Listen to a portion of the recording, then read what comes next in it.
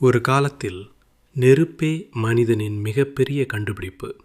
பின்னர் இயந்திரம் வந்தது, மின்சாரம் வந்தது, கணினி வந்தது, இணையம் உலகை இணைத்தது. கணினி உலகை டிஜிட்டல் ஆக்கியது. இன்டர்நெட் உலகை இணைத்தது.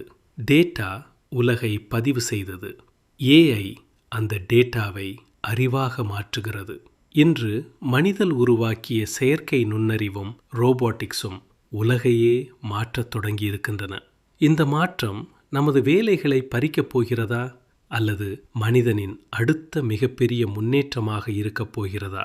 நெருப்பிலிருந்து ஏஐ ரோபோ வரை மனிதனின் அற்புதமான பயணத்தை பார்ப்போம். பல ஆயிரம் ஆண்டுகளுக்கு முன்பு மனிதன் நெருப்பை கட்டுப்படுத்த கற்றுக்கொண்டான்.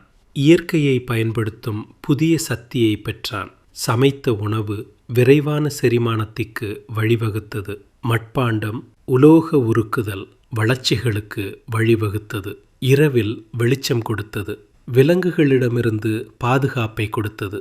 இதுதான் மனிதனின் முதல் பெரிய தொழில்நுட்ப புரட்சிகளில் ஒன்று. பின்னர் எழுத்து உருவானது. அறிவை ஒரு தலைமுறையிலிருந்து அடுத்த தலைமுறைக்கு கொண்டு செல்ல முடிந்தது. அச்சு இயந்திரம் வந்தது. புத்தகங்களும் அறிவும் வேகமாக மக்களை சென்றடைந்தன. பின்னர் வந்தது தொழில்துறை புரட்சி. நீராவி இயந்திரம், தொழிற்சாலைகள், ரயில்கள்.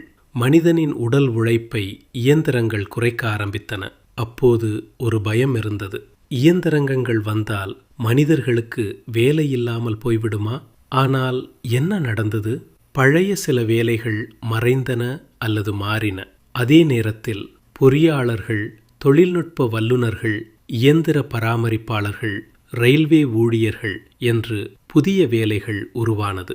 மின்சாரம் வந்தபோதும் இதே மாற்றம் நடந்தது. Electrician, engineer, telephone technician, radio technician போன்ற புதிய தொழில்கள் உருவானது. பின்னர் கணினி வந்தது. மீண்டும் அதே கேள்வி. கம்ப்யூட்டர் மனிதனின் வேலையை எடுத்துவிடுமா? ஆனால் கணினியே programmer, network engineer, cyber security specialist, web developer, data analyst போன்ற முற்றிலும் புதிய வேலைகளை உருவாக்க உதவியது. இன்டர்நெட், ஸ்மார்ட் போன், கிளவுட் வந்தபோது இன்னும் புதிய தொழில்கள் பிறந்தன.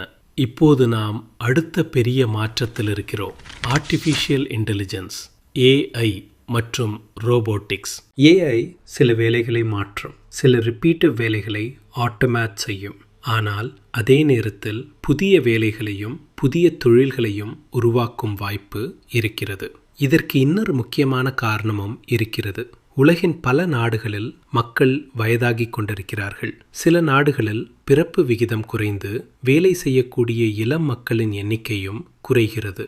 Japan, south Korea, Italy, Germany போன்ற நாடுகளில் இந்த டெமோகிராஃபிக் சேலஞ்ச் மிகவும் முக்கியமானதாக மாறியுள்ளது. அப்படியானால் எதிர்காலத்தில் குறைவான மனிதர்களை கொண்டு அதிகமான பணிகளை எப்படி செய்வது? அங்கேதான் ஏஐ மற்றும் ரோபோட்டிக்ஸ் மிக முக்கியமான உதவியாளர்களாக வரலாம். மருத்துவமனைகளில் ரோபோட்ஸ் மருந்துகள் மற்றும் பொருட்களை எடுத்துச் செல்லுகின்றது. அறுவை சிகிச்சையில் மருத்துவர்களுக்கு ரோபோட்டிக் சிஸ்டம்ஸ் உதவுகிறது. முதியவர்களின் அன்றாட வாழ்க்கையையும் கண்காணிப்பையும் டெக்னாலஜி ஆதரவாக இருக்கிறது. விவசாயத்தில் ரோபோட்ஸ் விதைகளை விதைக்கின்றது, பயிர்களின் வளர்ச்சியை கண்காணிக்கிறது, களைகளை அடையாளம் காண்கிறது, தேவையான இடத்தில் மட்டும் தண்ணீர் அல்லது உரம் பயன்படுத்த உதவுகிறது. சுற்றுச்சூழல் பாதுகாப்பிலும் ஏஐ மற்றும் ரோபோட்ஸ் பயன்படுத்தப்படுகின்றது. ட்ரோன்ஸ் காடுகளை, சூழலையும் கண்காணிக்கலாம். காட்டுத்தீயை ஆரம்ப நிலையிலேயே கண்டறிய உதவலாம். கடல் மாசுபாட்டை கண்காணிக்கலாம். பேரிடர் பகுதிகளில் மனிதர்கள் செல்ல முடியாத இடங்களுக்கு ரோபோட்ஸ் செல்லலாம். தொழிற்சாலைகள், சுரங்கங்கள், தீ விபத்துகள், அணுசக்தி நிலையங்கள் போன்ற ஆபத்தான இடங்களிலும் ரோபோட்ஸ் மனித உயிர்களை பாதுகாக்க உதவுகிறது. ஆனால் இதன் பொருள் மனிதனை ரோபோட் மாற்றிவிடும் என்பதல்ல. வரலாறு நமக்கு காட்டுவது என்ன? டெக்னாலஜி பழைய வேலைகளை மாற்றுகிறது. அதே சமயம் புதிய திறன்களுக்கும் புதிய வேலைகளுக்கும் தேவையை உருவாக்குகிறது. அதனால் எதிர்காலத்தின் மிகப்பெரிய கேள்வி ஏஐ நமது வேலையை எடுத்துவிடுமா என்பது அல்ல. ஏஐ மற்றும் ரோபோட்ஸ் உடன் இணைந்து வேலை செய்ய நாம் தயாராக இருக்கிறோமா என்பதுதான். நெருப்பை கண்ட மனிதன் இரும்பை உருக்கி பொருட்களையும் வானம் தொடும் கட்டடங்களையும் கட்டினான், இயந்திரத்தை உருவாக்கினான், கணினியை உருவாக்கினான். இன்று செயற்கை நுண்ணறிவை உருவாக்கியிருக்கிறான். அடுத்த அத்தியாயம் மனிதனும் இயந்திரமும் இணைந்து எழுதப்போகும் அத்தியாயம். மனித அறிவு plus AI plus robotics plus மனிதநேயம், இதுதான் நமது எதிர்காலம். காலத்தோடு சேர்ந்து வாழ ஏஐ கற்றுக்கொள்வது அல்லது ஏற்றுக்கொள்வது தவிர்க்க முடியாதது. நெருப்பை கண்டு மனிதன் பயப்படவில்லை, அதை பயன்படுத்த கற்றுக்கொண்டான்.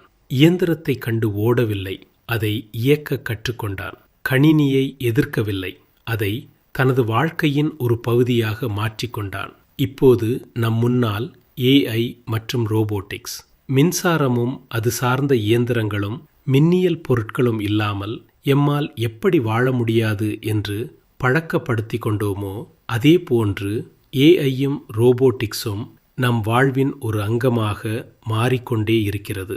ஏஐயுடன் சேர்ந்து வாழ நம்மை நாம் எப்படி தயார் செய்து முன்னேறப் போகிறோம் என்பதுதான் கேள்வி.